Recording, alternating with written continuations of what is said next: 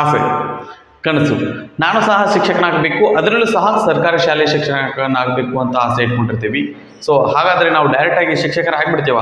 ಇಲ್ಲ ರೀ. ಅದರ ಸಲುವಾಗಿ ನಾವೇನಂತಂದರೆ GPSTR HSTR ಎಕ್ಸಾಮ್ ಬರೀಬೇಕಾಗುತ್ತೆ. ಓಕೆ, ಸೊ GPSTR ಎಕ್ಸಾಮ್ ಬರೀಬೇಕಂತಂದ್ರೆ ನಮ್ಗೆ ಏನಪ್ಪ ಅಂತಂದ್ರೆ TET ಎಕ್ಸಾಮನ್ನು ಕ್ವಾಲಿಫೈ ಆಗಬೇಕಾಗಿರ್ತೈತಿ. ಸೊ ಹೀಗಾಗಿ ಈ ಕರ್ನಾಟಕ TET ಕ್ವಾಲಿಫೈ ಆಗ್ಬೇಕಂತಂದೇಳಿ 2024ನೇ ವಿಷಯದಲ್ಲಿ ಪ್ರಯತ್ನ ಮಾಡ್ತಿರುವಂಥ ಎಲ್ಲ ಆಕಾಂಕ್ಷೆಗಳಿಗಾಗಿ ಅಂತಂದೇಳಿ ನಾವು ಒಂದು ವಿಡಿಯೋ ಸಿರೀಸ್ ತರ ತೊಗೊಂಡ್ಬರ್ತಾ ಇದ್ದೀವಿ.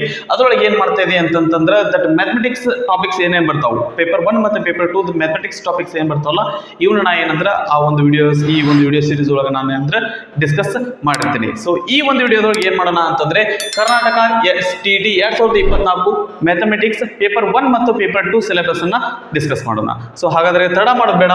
ಸೊ ಮೊದಲಕ್ಕೆ ಪೇಪರ್ 1 ದೊಳಗಿರುವಂತಹ ಸಿಲೆಬಸ್ ಏನೈತೆ ಅಂತಂದ್ರೆ ನೋಡ್ರಿ.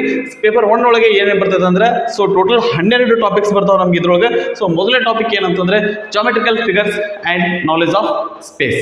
ಸೊ ಜಾಮೆಟ್ರಿಕಲ್ ಫಿಗರ್ಸ್ ಅಂತಂದ್ರೆ ಏನ್ ಬರ್ತಾವ ಅಂತಂದ್ರೆ ದಟ್ ಪ್ಲೇನ್ ಫಿಗರ್ಸ್ ಇರ್ತಾವ್ರಿ. ಅವು ಯಾವಪ್ಪ ಅಂತಂದ್ರೆ ದಟ್ ಈಸ್ ಸರ್ಕಲ್, ಟ್ರಯಾಂಗಲ್ ಮತ್ತೆ ಕ್ವಾಡ್ರಿಲ್ಯಾಟರಲ್ಸ್. ಸೊ ಟ್ರಯಾಂಗಲ್ಸ್ ಅಂತಂದ್ರೆ ಮತ್ತೆ ಒಳದ್ರೊಳಗೆ ಡಿಫ್ರೆಂಟ್ ಟೈಪ್ಸ್ ಆಫ್ ಟ್ರಯಾಂಗಲ್ಸ್ ಬಗ್ಗೆ ಟ್ರಯಾಂಗಲ್ ನೋಡ್ತೀವಿ. ಅಂತ ಕ್ವಾಡ್ರಿಲ್ಯಾಟರಲ್ಸ್ ಅಂತಂದ್ರೆ ಅದರೊಳಗೆ 4 ಬಾಹುಗಳಿರುವಂತಹ ಬೇರೆ ಬೇರೆ ಇರುವಂತಹ ಆಕೃತಿಗಳನ್ನ ನಾವಿಲ್ಲಿ ನೋಡಿರ್ತೀವಿ. ಆನಂತರ ದಟ್ ಸ್ಪೇಸ್ ಬಗ್ಗೆ ನಮ್ಗೆ ಇದ್ರೊಳಗೆ ಏನಂತಂದ್ರೆ ದಟ್ ಐಡಿಯಾ ಇರಬೇಕು. ಸ್ಪೇಸ್ ಅಂದ್ರೆ ಏನು, ದಟ್ ಏನ್ರಿ ದಟ್ 3 ಆಯಾಮಗಳನ್ನ ಹೊಂದಿರುವಂತಹ ವಸ್ತುಗಳು ಏನಂತಾರೆ ಇದ್ರೊಳಗೆ ಇರ್ತಾವೆ. ಸೊ ನೆಕ್ಸ್ಟ್ ನಮಗೆ ಬರುವಂತ ಟಾಪಿಕ್ ಎರಡನೇದು that is 3D geometrical figures. 3D ಇಲ್ಲಿ ಏನಂದ್ರೆ ಪ್ಲೇನ್ ಫಿಗರ್ಸ್ ಅನ್ನು ನೋಡ್ತೀವಿ. ಇಲ್ಲಿ ಏನ್ ನೋಡ್ತೀವಿ ಅಂತಂದ್ರೆ 3 ಡೈಮೆನ್ಷನಲ್ ಜಾಮೆಟ್ರಿಕಲ್ ಫಿಗರ್ಸ್ ಅನ್ನ ನೋಡ್ತೀವಿ. ಅವು ಯಾವಪ್ಪ ಅಂದ್ರೆ ಮೊದಲನೇದು ಕ್ಯೂಬಾಯ್ಡ್, ಎರಡನೇದು ಕ್ಯೂಬ್, ಅನಂತರ ಸಿಲಿಂಡರ್, ಕೋನ್, ಸ್ಪಿಯರ್, ಹೆಮಿಸ್ಪಿಯರ್. ಇವನ್ನೆಲ್ಲ ನಾವೇನಂತಂದ್ರೆ ಈ ಎರಡನೇ ಟಾಪಿಕ್ ಒಳಗೆ ಡಿಸ್ಕಸ್ ಮಾಡಿರ್ತೀವಿ. ಆನಂತರ ಬರೋದು ಏನಪ್ಪಾ ಅಂದ್ರೆ third topic that is numbers. So numbers ಅಂತಂದ್ರೆ ನಮ್ಗೆ ಈ ಟಾಪಿಕ್ಸ್ ಅನ್ನ ಯಾವ ರೀತಿ ಇದು ಮಾಡಿದೆ ಅಂತಂದ್ರೆ ದಟ್ ಪ್ರತಿಯೊಂದು ಈಗ ದಟ್ ಒಂದೊಂದು ಸ್ಟ್ಯಾಂಡರ್ಡ್ ಹೆಂಗೆ ಹೆಚ್ಚಿಗೆ ಹಾಕೊಂತ ಹೋಗುತ್ತಲ್ಲ ಹಂಗೆ ನಂಬರ್ಸ್ ಅನ್ನ ನಮ್ಗೆ ಒಂದೊಂದು ನಂಬರ್ ಟೈಪ್ ಆಫ್ ನಂಬರ್ಸ್ ಅನ್ನ ನಮ್ಗೆ ದಟ್ NCERT ಟೆಕ್ಸ್ಟ್ ಬುಕ್ ಒಳಗೆ ನಮ್ಗೆ ಏನಂತಂದ್ರೆ ಕೊಟ್ಟಿರ್ತಾನ್ರಿ.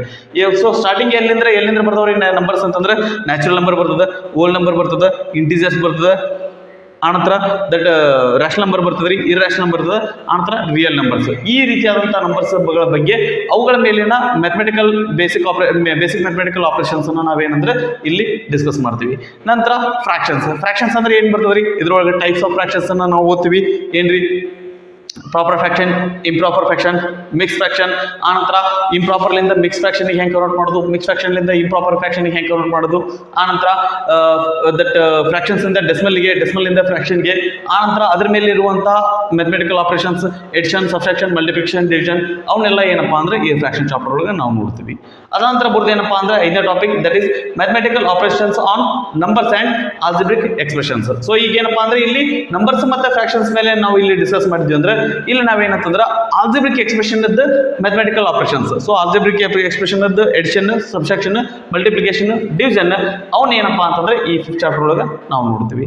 ನಂತರ ಬರೋದು 6th one that is measurements, weight, time, volume, ಆನಂತರ ಲೆಂತ್ ಬರೋದ್ರಿ. ಇವನ್ನೆಲ್ಲಾನು ಏನಪ್ಪಾ ಅಂತಂದ್ರೆ ದಟ್ ಮೆಜರ್ಮೆಂಟ್ಸ್. ವೇಟ್ ಅಂತಂದ್ರೆ ಏನ್ ಬರ್ತಂದ್ರೆ ವೇಟ್ಸ್ ಯೂನಿಟ್ಸ್ ಎಲ್ಲಿಂದ್ರಿ, milligram, gram, KG, quintal, ton weight ನೋಡ್ತೀವಿ. ಟೈಮ್ ಅಂತಂದ್ರೆ seconds, hours, minutes, hours, week, that month, ಆನಂತರ ದಟ್ ಇಯರ್. ಅದನ್ನೆಲ್ಲ ಏನಪ್ಪಾ ಅಂದ್ರೆ ಟೈಮ್ ಇದ್ರೊಳಗೆ ಮೆಜರ್ಮೆಂಟ್ ನೋಡ್ತೀವಿ. ಸೊ ವ್ಯಾಲ್ಯೂಮ್ ಮತ್ತೆ ಲೆಂತ್ ಏನಪ್ಪಾ ಅಂತಂದ್ರೆ ಇದ್ರೊಳಗೆ ಮಿಲಿಮೀಟರ್, ಸೆಂಟಿಮೀಟರ್, ಮೀಟರ್, ಕಿಲೋಮೀಟರ್ ಅವನ್ನೆಲ್ಲ ಏನಪ್ಪಾ ಅಂತಂದ್ರೆ ವ್ಯಾಲ್ಯೂಮ್ ಮತ್ತೆ ಲೆಂತ್ ಇದ್ರೊಳಗೆ ನಾವು ಡಿಸ್ಕಸ್ ಮಾಡ್ತೀವಿ.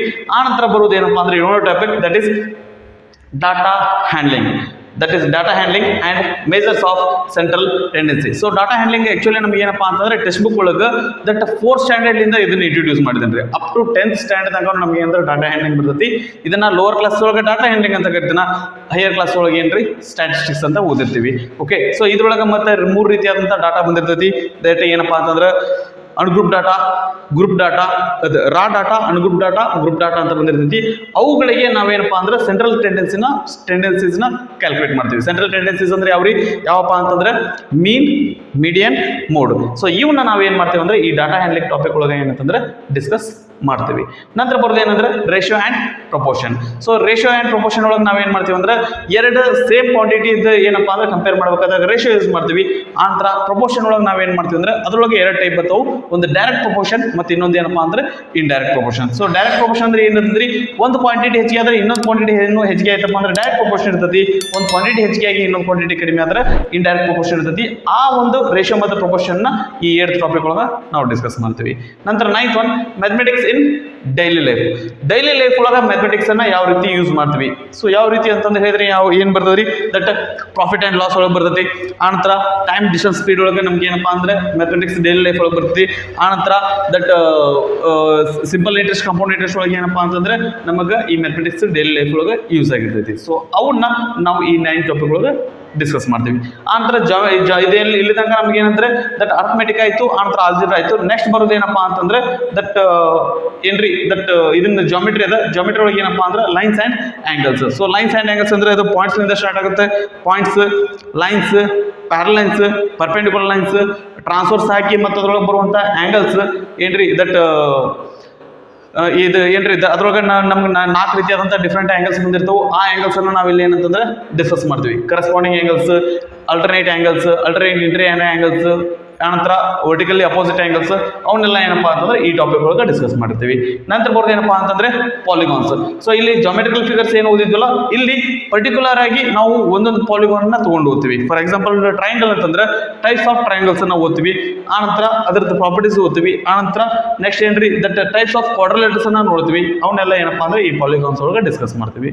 ಆನಂತರ basic algebra, linear equations and identities. So basic algebra ಅಂತಂದ್ರೆ ಎಲ್ಲಿಂದ್ರಪ್ಪ ಅಂದ್ರೆ ವೇರಿಯೇಬಲ್ಸ್ ಲಿಂದ ಹಿಡಿದು ನಮ್ಗೆ ಏನಪ್ಪಾ ಅಂತಂದ್ರೆ ಏನ್ರಿ ದಟ್ ಪಾಲಿನಾಮಿಯಲ್ಸ್ ತನಕ ನಾವೇನಂದ್ರೆ ನೋಡ್ತೀವಿ. ಅವುಗಳದ್ದು ಮತ್ತೆ ಏನ್ ನೋಡ್ತೀವಿ ಅಂತಂದ್ರೆ ದಟ್ ಲೀನಿಯರ್ ಇಕ್ವೇಷನ್ ನಾವು ಡಿಸ್ಕಸ್ ಮಾಡ್ತೀವಿ. ಲೀನಿಯರ್ ಇಕ್ವೇಷನ್ ನಮ್ಗೆ ಏನಂದ್ರೆ ಜನರಲ್ ಫಾರ್ಮ್ ಗೊತ್ತಿರ್ಬೇಕು. ನಮ್ಗೆ ಲೀನಿಯರ್ ಇಕ್ವೇಷನ್ ಜನರಲ್ ಫಾರ್ಮ್ ಅಂದ್ರೆ ಏನಾಗಿರ್ತೈತಿ ಅಂದ್ರೆ ax plus by plus c is equal to 0 ಆಗಿರ್ತೈತಿ. ಓಕೆ, ಸೊ ಇಲ್ಲಿ ನಮ್ಗೆ ಏನಂತಂದ್ರೆ 2 ವೇರಿಯೇಬಲ್ ಬಂದಿರ್ತಾವು, ಅಥವಾ ದಟ್ ಒಂದು ವೇರಿಯೇಬಲ್ ಇದ್ದಂತ ಲೀನಿಯರ್ ಇಕ್ವೇಷನ್ಸ್ ಇರ್ತಾವ್ರಿ.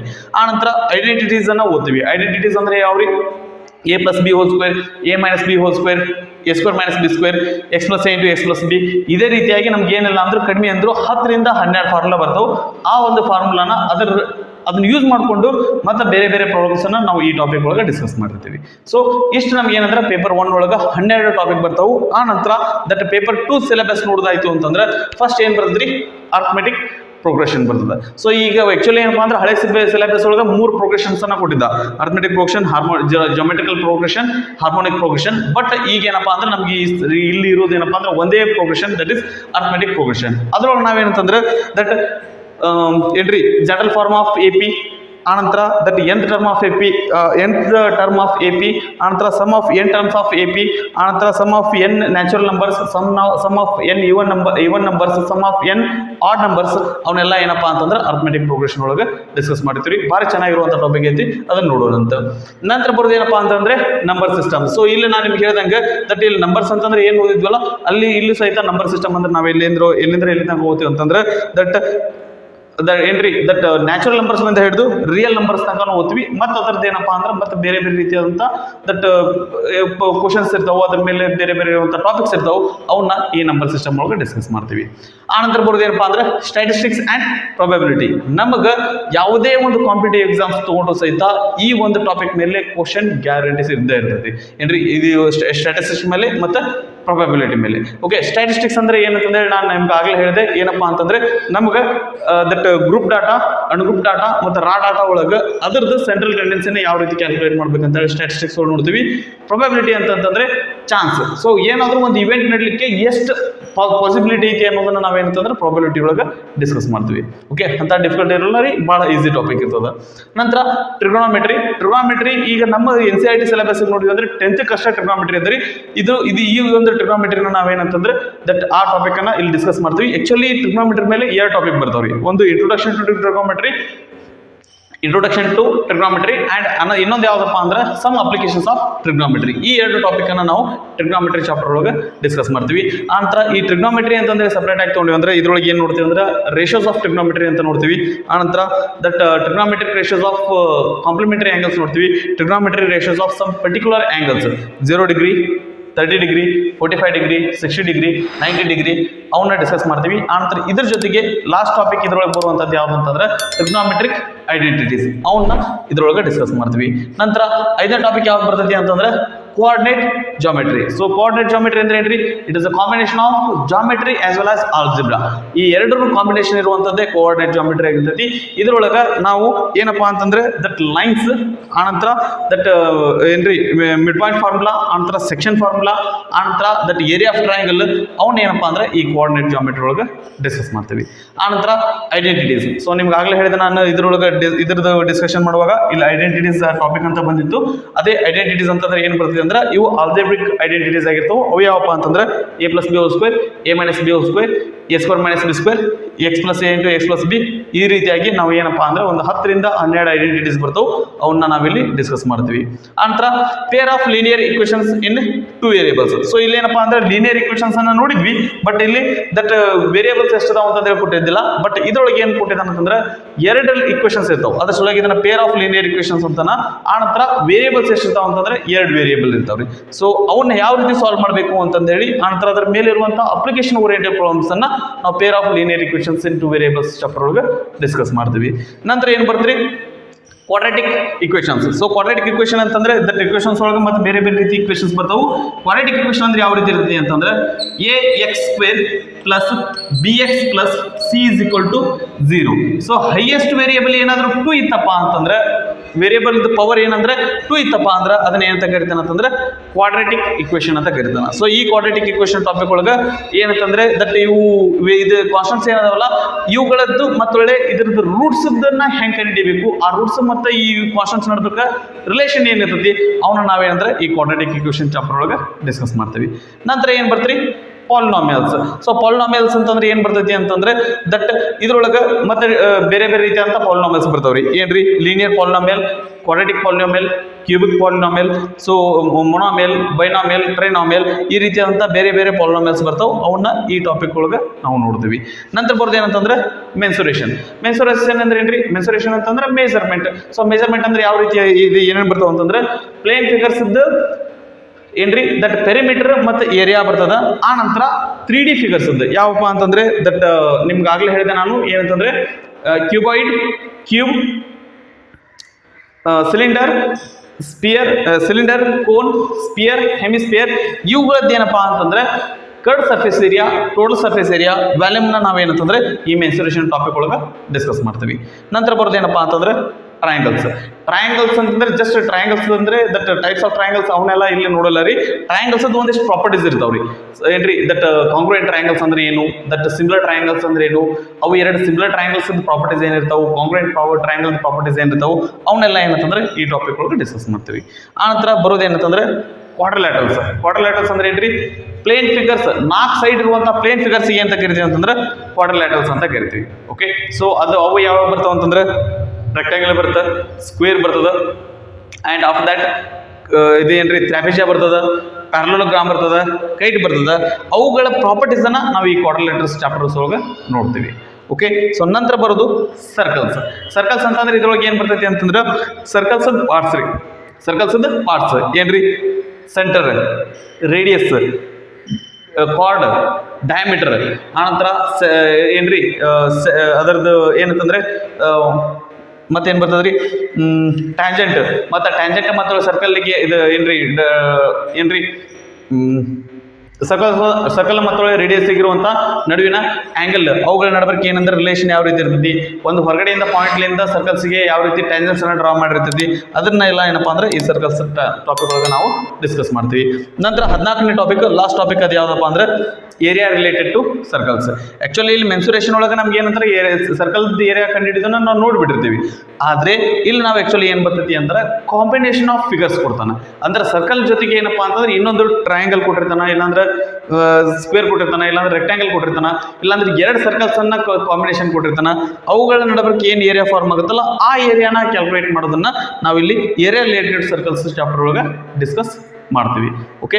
ಸೊ ದಟ್ ಒಂದು ಕೆಲಸ ಮಾಡ್ರಿ, ಇದನ್ನ ಪಾಸ್ ಮಾಡ್ಕೊಂಡು ಕಾಪಿ ಮಾಡ್ಕೊಡ್ರಿ. ಓಕೆ, ಸೊ ಈ ಒಂದು ವಿಡಿಯೋದೊಳಗೆ ನಾವೇನು ಮಾಡಿದ್ವಿ ಅಂತಂದ್ರೆ ದಟ್ ಕರ್ನಾಟಕ TET 2024 ಪೇಪರ್ 1 ಮತ್ತು ಪೇಪರ್ 2 ಸಿಲೆಬಸ್ ಅನ್ನ ಡಿಸ್ಕಸ್ ಮಾಡಿದ್ವಿ. ನೆಕ್ಸ್ಟ್ ವಿಡಿಯೋದೊಳಗೆ ನಾ ಏನಪ್ಪಾ ಅಂತಂದ್ರೆ ಆಕ್ಚುಲಿ ಇದು ಪೇಪರ್ 1 ಅಂತ ಏನಪ್ಪಾ ಅಂದ್ರೆ ದಟ್ ಟಾಪಿಕ್ಸ್ ಅಂತ ದಟ್ ಹೆವಿ ಇರಂಗಿಲ್ಲ, ಲೈಟ್ ಆಗಿರ್ತಾವ್ರಿ. ಆಲ್ರೆಡಿ ನಮ್ಗೆ ಸ್ವಲ್ಪ ಗೊತ್ತಿರೋ ಥರ ಇರ್ತಾವೆ. ಹಿಂಗಾಗಿ ನಾನು ಇದನ್ನ ಎರಡನೇ ಮಾಡ್ತೀನಿ. ಮೊದಲಿಗೆ ಏನಂದ್ರೆ ಪೇಪರ್ 1 ಸಿಲೆಬಸ್ ಅನ್ನ ನಾನು ಮುಗಿಸ್ಕೊತೇನೆ ಇದನ್ನ ಕಂಪ್ಲೀಟ್ ಆಗಿ. ಅದಾದ ನಂತರ ಇದ್ರ ಟಾಪಿಕ್ 1 by 1 ಇದನ್ನ ಮುಗಿಸ್ಕೊಂಡು ಆನಂತರ ಪೇಪರ್ 2 ಬಂದಿರ್ತೀನಿ. Okay right. So that next ಒಂದು ವಿಡಿಯೋದೊಳಗೆ ನಾ ಏನಪ್ಪಾ ಅಂತಂದ್ರೆ ಪೇಪರ್ 2 ಯಾವ್ದಾದ್ರು ಒಂದು ಚೆನ್ನಾಗಿರುವಂಥ ಟಾಪಿಕ್ ಅನ್ನ ತಗೊಂಡು ನಿಮ್ಮ ಮುಂದೆ ಬರ್ತೇನೆ.